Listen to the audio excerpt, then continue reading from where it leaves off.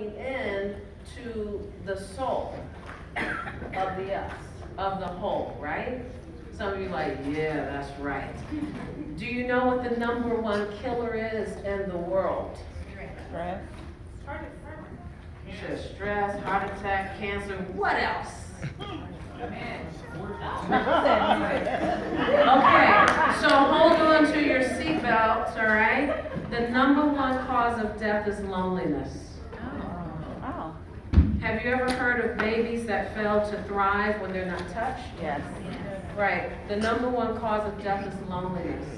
So when we are lonely, when we are feeling isolated, there are some neurochemicals that happen in the body, in the mind.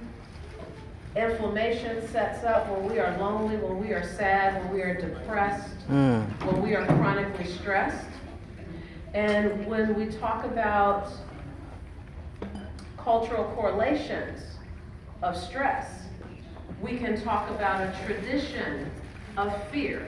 And when we are in constant fear for our life, for our livelihood, for our benefits, because I stayed on that plantation forever for my benefits. Until my body started to break down. Backache, migraines, eczema, all inflammatory responses to stress. But we keep going and going and going, right? Because that's what we do. We were built like that. We were brought over to this country for that, to keep going and going and going. Even though we're tired, right? Even though we're hungry. Yes. Even though we want to hug. Yes. We were brought to this country to keep going, so that reality is in our DNA. So how many people in here have just kept going and going and going when they know their body was tired? Hello, right. So being able to find our cause, that place where we step back and say, I can actually sit down and take 7 minutes for myself with a cup of chamomile tea with a little lavender on the diffuser, right? I might even shake a rattle. Why? Because it makes me feel happy. So we know that joy is something that gives us life. But when we feel like we have to stay on the plantation and just keep going and going and going, even though the knees ache, the head aches, the back ache, we haven't seen family, we don't even remember their name. Okay? We get to take a what? A pause. Let's say it together. Let's take a pause. Let's take a pause. Let's take a pause. Look at someone and say, let's take a pause. Let's take a pause.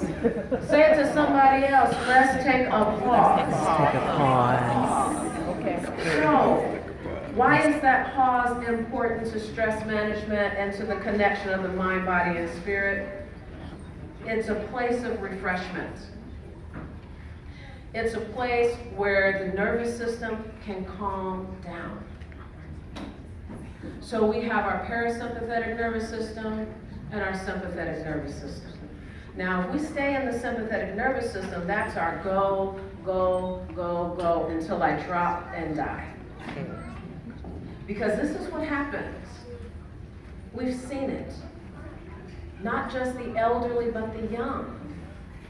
How did that young guy fall down on the football court, on the football field, and die of a heart attack? Well, when we're not attached to our bodies, because sometimes that's a scary place to live in, when we're not attached to our bodies, then we don't feel the subtle nuances of the body telling us that something is out of order. So when we can take a pause, and maybe have a cup of tea, maybe have someone oil our scalp, rub our back, draw us a bath. When we take a moment for the pause, then we get to go into a deeper relationship with ourselves. And that's where our healing comes from. When we can be in an intimate relationship with ourselves. We can call it selfology, we can call it selfish, we can call it self-full, but we have to say, I'm going to be still and I'm going to rub my own feet, okay? I'm going to kick off my red shoe and I'm going to rub my own feet. Why? Because every part of our body is represented on the soles of our feet and the curve of our ear. So if we can massage those places in our moment of pausing, guess what happens, people?